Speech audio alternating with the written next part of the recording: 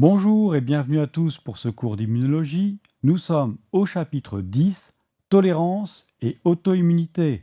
À la section A, tolérance. Ce cours se propose de vous donner les connaissances de base pour comprendre la notion de tolérance immunitaire avant d'aborder l'auto-immunité qui se caractérise par une rupture de tolérance. Ce cours sera donné par mon collègue de l'Université de Lausanne, Adrien Duval, un médecin effectuant actuellement une thèse de doctorat. Bonjour. Durant ces prochaines minutes, nous parlerons de tolérance en apportant tout d'abord quelques définitions. Puis nous discuterons des mécanismes de tolérance liés aux lymphocytes T et B. Dans le prochain cours, le cours 10B, nous utiliserons ces connaissances pour comprendre les maladies auto-immunes. La tolérance immunitaire est le phénomène de non-réponse à un antigène induite par l'exposition de lymphocytes à cet antigène. L'autotolérance se réfère à l'absence de réponse dirigée contre les antigènes propres à soi-même, connus sous le nom d'auto-antigènes. Ce mécanisme permet de vivre en harmonie avec nos cellules et tissus. À l'opposé, le système immunitaire doit être réactif contre les pathogènes externes. Le système immunitaire doit donc générer un équilibre entre non-réaction aux antigènes du soi et réaction appropriée aux pathogènes externes. Si les cellules du système immunitaire sont capables de réagir contre les antigènes du soi, et donc contre nos propres cellules, cet équilibre est rompu, générant des maladies auto-immunes par défaillance de l'autotolérance.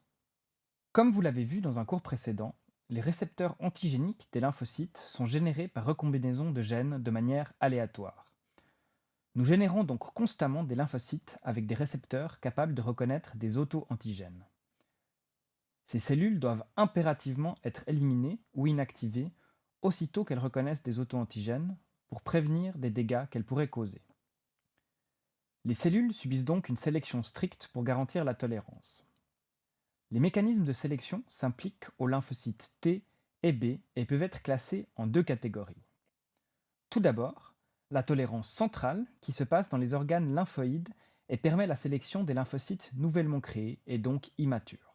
Attention, cette sélection est imparfaite, ce qui nécessite des mécanismes ultérieurs de sélection. Cette deuxième sélection, dite périphérique, se retrouve comme son nom l'indique dans les tissus périphériques sur des lymphocytes matures. Elle permet de garantir un système de sélection optimal et ainsi de préserver une tolérance adaptée. Dans les prochaines diapositives, je vais vous expliquer en détail les différents mécanismes utilisés pour garantir la tolérance centrale et périphérique. Les mécanismes de tolérance centrale des lymphocytes T surviennent durant le processus de maturation des lymphocytes dans le thymus. Intéressons-nous d'abord à la sélection négative, un processus qui élimine les cellules T autoréactives.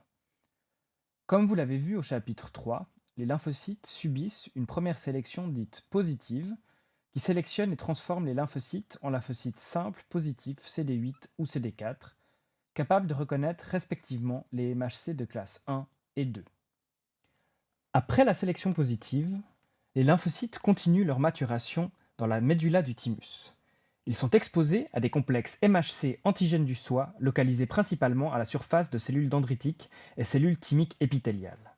Si les lymphocytes démontrent une forte affinité pour le complexe MHC peptide du soi, ils reçoivent un signal de mort. C'est ce qu'on appelle la sélection négative.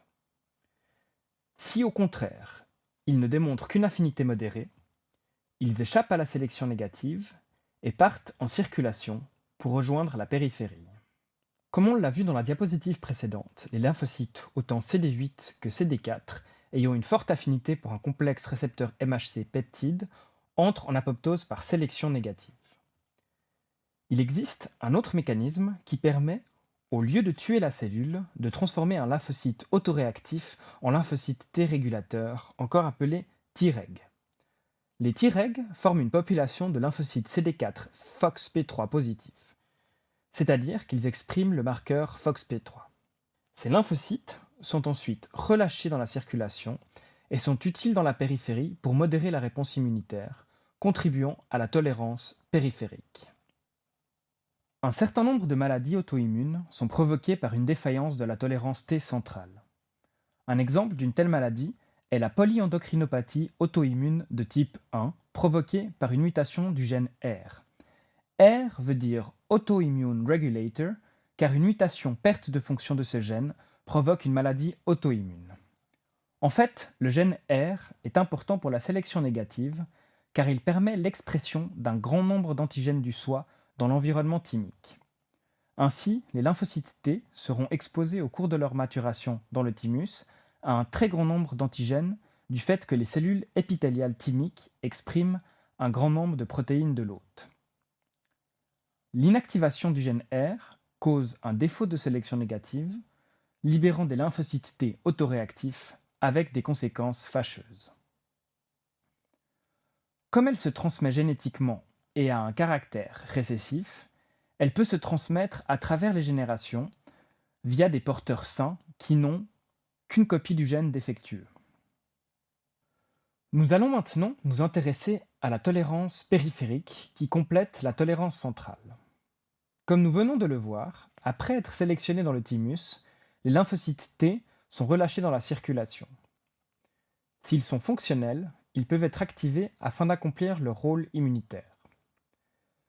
Cette activation nécessite toutefois la double action d'un récepteur TCR à la surface d'un lymphocyte reconnaissant un peptide du non-soi d'un pathogène sur une molécule MHC d'une cellule présentatrice d'antigènes, et une costimulation par l'interaction des molécules CD86, aussi connues sous le nom de B7, à la surface de la cellule présentatrice d'antigènes, et le CD28 à la surface du lymphocyte. Cette costimulation est essentielle pour l'activation d'un lymphocyte T, car elle indique que l'antigène est associé à un danger et doit être combattu. Elle permet la multiplication du lymphocyte T, première étape dans l'élaboration d'une réponse immunitaire. Un premier processus de tolérance périphérique est une série de mécanismes qui vont bloquer la réponse immunitaire en absence de signaux de costimulation. Nous allons évoquer 3 de ces mécanismes: l'apoptose, l'anergie et la stimulation de Treg. Dans le premier mécanisme, le lymphocyte T qui reçoit un signal de non-soi sans costimulation n'est pas activé et rentre en apoptose. Dans un deuxième mécanisme, il peut également être inactivé et devenir anergique. La différence entre anergie et apoptose est que quand un lymphocyte T entre en anergie, il n'est pas éliminé, mais ne réagit plus à l'antigène. Enfin, un troisième mécanisme fait appel au Treg. Le lymphocyte T est alors inactivé via l'interaction avec des lymphocytes T régulateurs que nous avons évoqués précédemment lorsque nous parcourions les mécanismes de tolérance T centrale.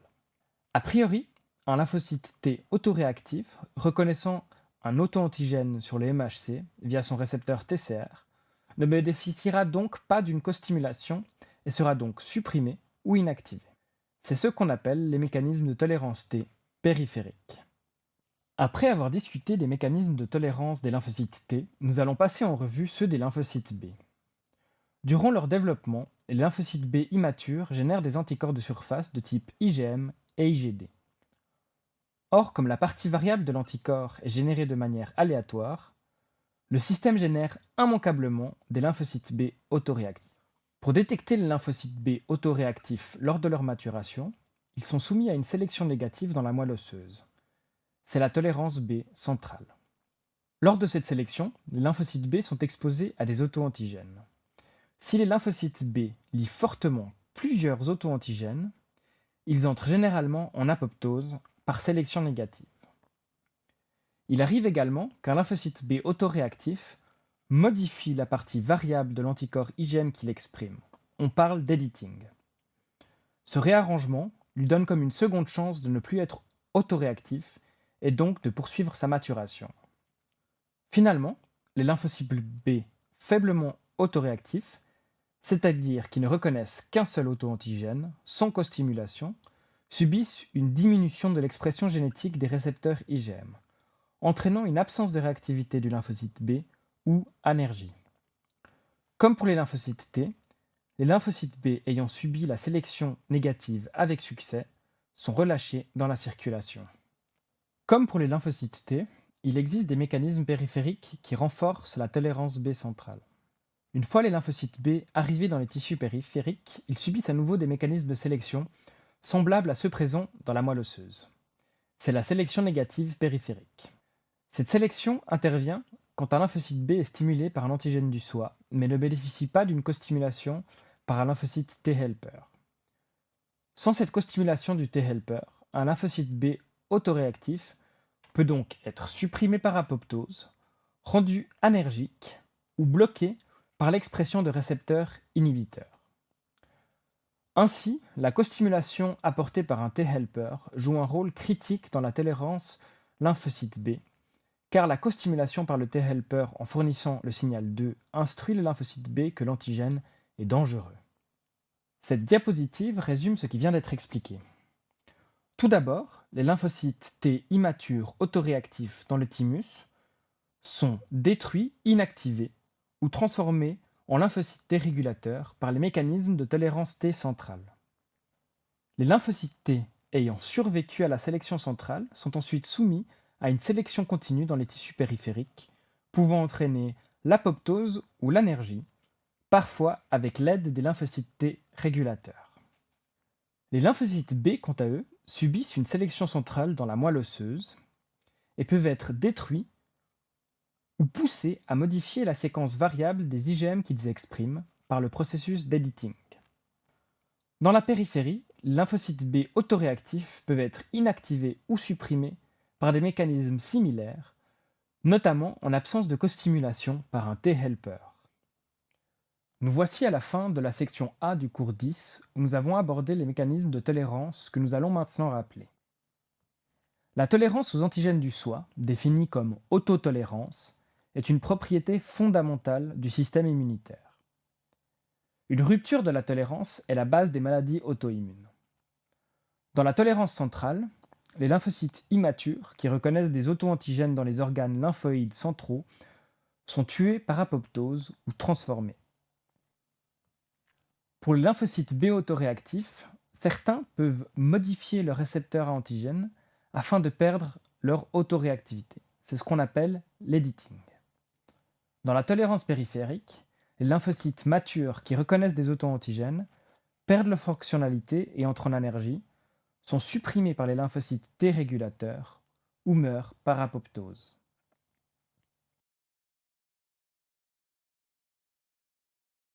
Bonjour et bienvenue à tous pour ce cours d'immunologie. Nous sommes au chapitre 10, Tolérance et auto-immunité, à la section B, Auto-immunité. Ce cours propose de vous expliquer succinctement les mécanismes sous-jacents à certaines maladies auto-immunes et de donner des exemples de maladies auto-immunes. Les causes exactes des maladies auto-immunitaires ne sont pas encore totalement comprises, mais suivent une succession d'événements communs. On retrouve tout d'abord la présence de gènes de susceptibilité, comme la mutation du gène R, vue dans la section A de ce cours, qui provoque une rupture de la tolérance. Cette rupture de tolérance est la cause sous-jacente des maladies auto-immunitaires. Elle permet en effet aux lymphocytes autoréactifs de persister puis de s'activer. L'activation des lymphocytes ne se fait cependant pas spontanément. En effet, on retrouve généralement un événement déclencheur, ou trigger en anglais, environnemental, comme une infection ou des lésions tissulaires, qui déclenchent une réaction immunitaire et par extension l'activation des lymphocytes autoréactifs. Une fois les lymphocytes autoréactifs activés, ils vont se démultiplier et provoquer des lésions contre les tissus du soi. Finalement, les lésions dues à ces lymphocytes autoréactifs entraîneront le relâchement d'antigènes du soi, qui maintiendront l'activité de ces lymphocytes, créant ainsi un cercle vicieux inflammatoire et destructeur. Dans la diapositive précédente, je vous ai évoqué les triggers environnementaux qui peuvent déclencher une maladie auto-immune due à une rupture de tolérance sous-jacente. Nous allons maintenant expliciter avec plus de détails ces mécanismes déclencheurs. Dans le cas de lésions tissulaires, dues par exemple à une blessure, la lésion provoquera le relâchement de cytokines pro-inflammatoires qui enclencheront une réponse immunitaire dédiée à réparer cette blessure. Dans le cadre de cette réaction immunitaire, les cellules présentatrices d'antigènes, notamment les cellules dendritiques, seront activées puis migreront dans les nœuds lymphatiques le plus proche. Une fois dans le nœud lymphatique, si des lymphocytes T autoréactifs sont présents, ils seront activés par les cellules dendritiques via la costimulation par le peptide présenté sur le MHC ainsi que le récepteur CD80 et migreront vers les tissus. Arrivés dans les tissus, les lymphocytes activés induiront alors une réaction inflammatoire en activant les macrophages locaux, ce qui provoquera un relâchement de cytokines pro-inflammatoires.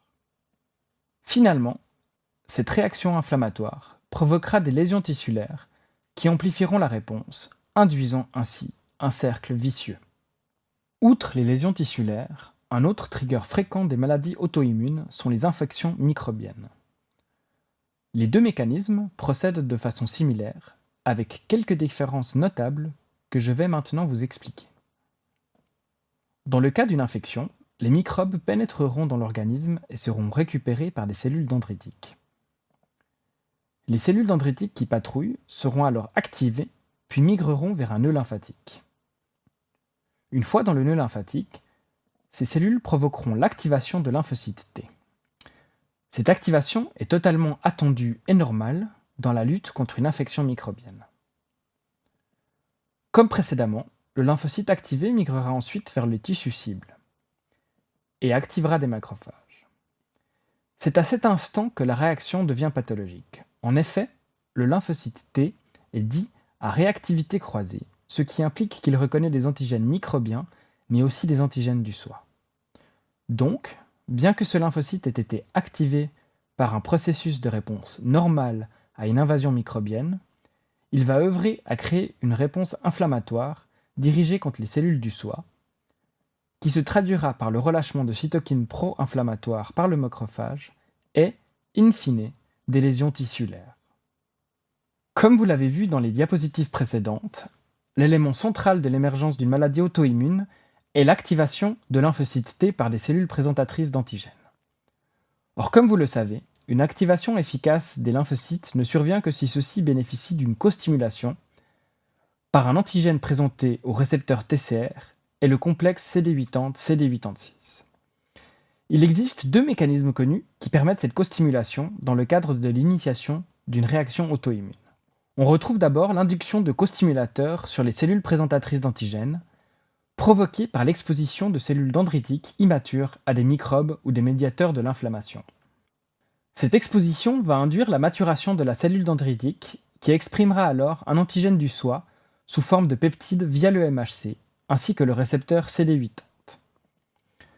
Si cette cellule dendritique rencontre alors un lymphocyte T autoréactif, ce dernier bénéficiera d'une costimulation par ses récepteurs TCR et CD28 et pourra donc s'activer et ainsi induire une réaction inflammatoire via l'activation de macrophages. Le deuxième mécanisme rencontré est appelé molecular mimicry ou mimétisme moléculaire en français. Dans ce cas-ci, une infection microbienne sera traitée par une cellule dendritique qui exprimera alors le peptide microbien via le MHC. Ceci provoquera alors la maturation de la cellule dendritique qui exprimera le CD80. Dans le cas où cette cellule dendritique rencontre alors un lymphocyte T à réactivité croisée, c'est-à-dire qui reconnaît à la fois un peptide du microbe et un ou des peptides du soi en ne faisant pas la différence entre les deux, ce lymphocyte sera alors activé.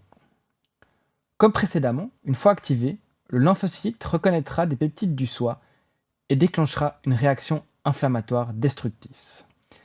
C'est cela que l'on appelle le mimétisme moléculaire, où les lymphocytes peuvent être d'une part activés par des peptides d'origine microbienne, mais se trompent et réagissent également contre des peptides du soi, créant ainsi une réaction auto-immune.